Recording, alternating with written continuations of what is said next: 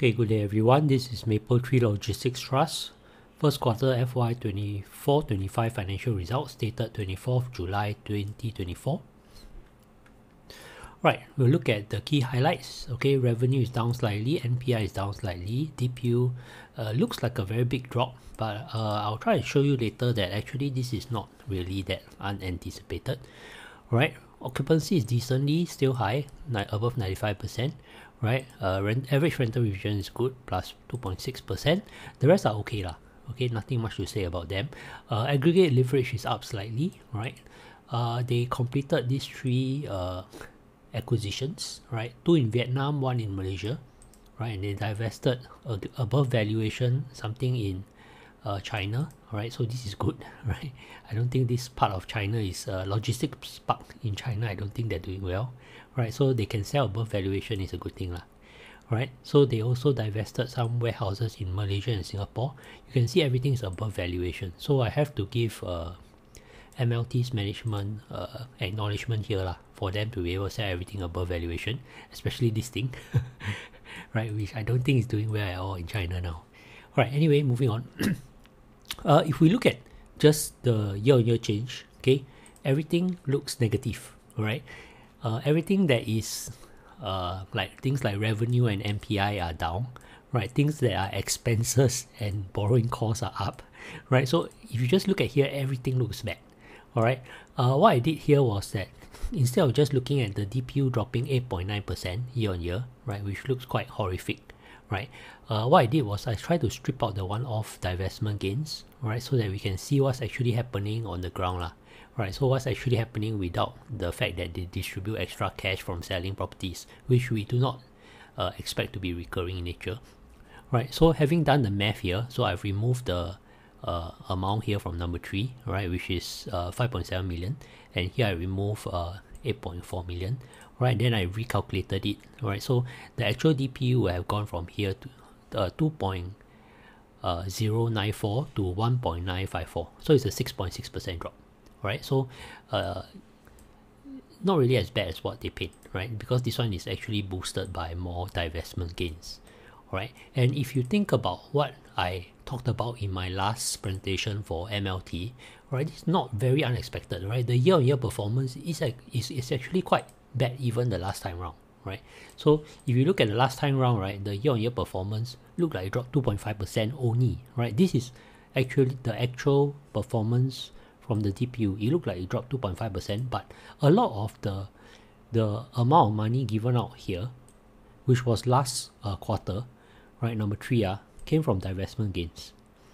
Right, and then this one you see barely boosted by any divestment gains. Right, so actually this number here is actually boosted a lot. If I strip out the divestment gains again, right, if you do a comparison, the last quarter's drop versus 1 year ago is more shocking. It's actually 10.8%. Right, so the fact that it looks like 2.5%, I think is down to management's execution. So I give management acknowledgement for that. I'm not saying that this result is good. It's not. Right, but we should have expected that the numbers would look something like that. Alright, it's not unexpected at all. Alright, if we looked at the numbers carefully from the last round. Alright, then we compare quarter to quarter, which I think is a little bit more useful because this is a closer comparison. Right, this one is 1 year ago, so it's a little bit harder to see what is going on. Right, so this one is a better response time, and you can see if I strip out the one-off gains, right, okay, here is actually boosted by quite a lot of one-off gains. Alright, you can see that actually the DPU is flat, almost flat. It's less than 1% difference. Right, so if I strip out the divestment gains, right, DPU is 1.971 in the last quarter. Alright, this quarter is 1.954, so the drop is less than 1%. Okay, hopefully I calculated correctly. Okay, so I would argue that perhaps we can argue that the performance has more or less stabilized. Right, so I'll just compare the last 3 quarters. Alright, this was my last slides. So this one also got divestment gains, but you can see that they are quite similar for both. So what I did was I just compared these two without minusing the divestment gains because it's almost the same. You can see that actually the last 3 quarters, right, this was the first quarter, dropped by 1.9%. Alright, then from fourth quarter which is the last quarter to this quarter, all right, dropped by less than 1%. All right, so it looks like the drop has more or less stabilized if we are just looking at purely from the operational rental perspective, all right, without the one-offs. So I'll argue that possibly the worst is over, okay, based on this data that I look at, okay, but there are no guarantees lah. Okay, there are no guarantees that everything, that the performance will carry on being so stable. Like if the next result is less than 1% drop or even improves, I think that would be expected, but we cannot discount the possibility that performance will drop further. Okay, so yeah, let's have a look at the balance sheet. All right, so the NAV right now is 1.37. all right, so for me, right, if I want to buy Mapletree Logistics, right, if I want to be very conservative, right, I'll probably have a buy order set at something like 0.8 times NAV. Why 0.8 times NAV? I estimate roughly their China portfolio is around 20%. Okay, slightly, I think China is actually less than 20% now, but let's just take 20%, and I just discount totally the China side, right? So I just count the other areas of MLT, because the other areas of MLT are actually doing well. Later I'll show you that. Alright, so if I look at just throw away China, right, I take 80% of this value, I left 110. Alright, then I think this is quite a good discounted price to possibly get in.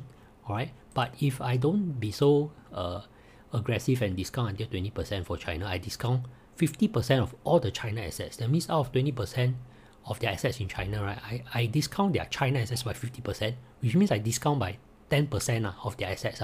So it's 0.9 times NAV at 1.23, right? So I think for myself, this would be probably decent buy prices. Okay, again, please note this is not financial advice, right? I'm just suggesting that this is a very rough back of envelope calculation for myself to note prices that I may enter MLT. Okay, again, not financial advice, just talking to myself. Right, so you can see that this is why the debt is quite low. You can see 2.7%. Right, this is really low average annualized interest rate, and it's because their Japanese yen debt is very high at 28%. Right, you can see that they don't have issues settling their debts in the next financial year lah. Okay.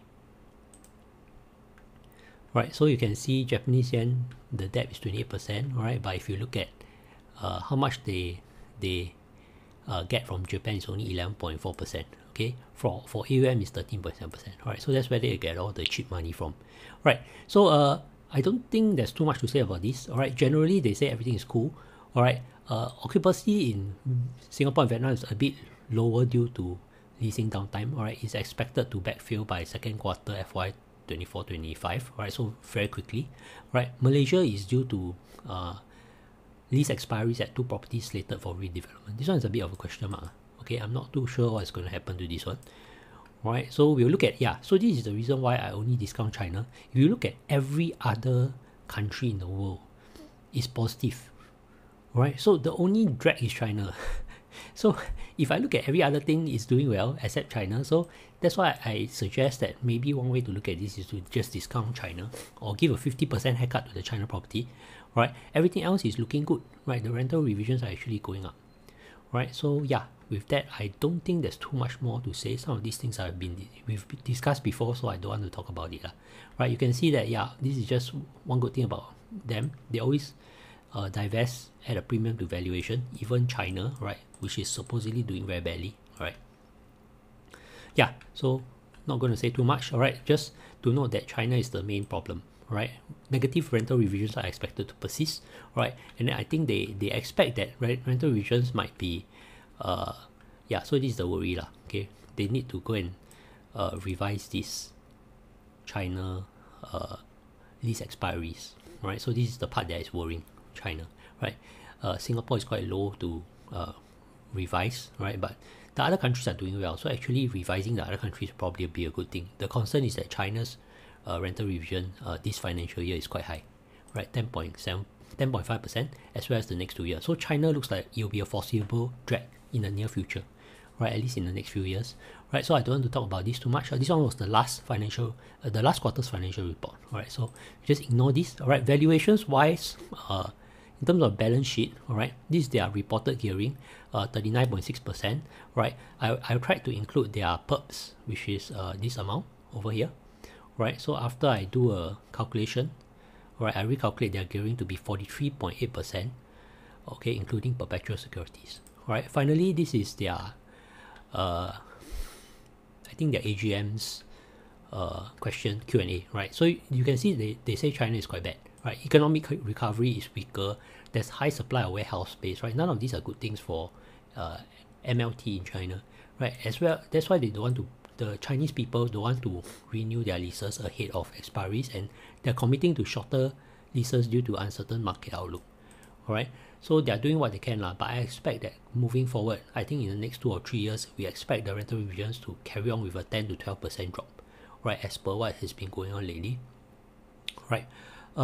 Yeah, so they are just, you can see the country's average occupancy rate is 78.2%. So management is doing 93.2%, which is good, but generally I worry about revision to mean. That means to say that it's going to be hard to keep this number, right? So it's possible that occupancy may drop as well, right? Because the average is 78.2. Okay, so and you can see that the tenants in the China is mostly local e-commerce players and third-party logistic operators serving local customers. That means I think these are small companies, which means to say they are more vulnerable to economic downturns, all right? So yeah, China is still a big worry lah. Okay, so they are hopeful the new logistics space is projected to decline in 2024 from the peak in 2023. So 2023 is supposed to be the worst because there's a lot of supply of logistics space, right? So they are hopeful, okay? But this is all hope, right? Doesn't mean it happen, okay? So yeah, and of course they hope the China government's recent policies will help stimulate domestic consumption. Right, Hong Kong is doing well. Okay, this one I'm quite surprised about, but they say Hong Kong has tight warehouse supply, so good thing. Right, Hong Kong is doing well. Right, so yeah, I'm not going to talk about the rest. Right, so again, none of this that I say is financial advice. Please do your own due diligence if you invest, and thank you for listening.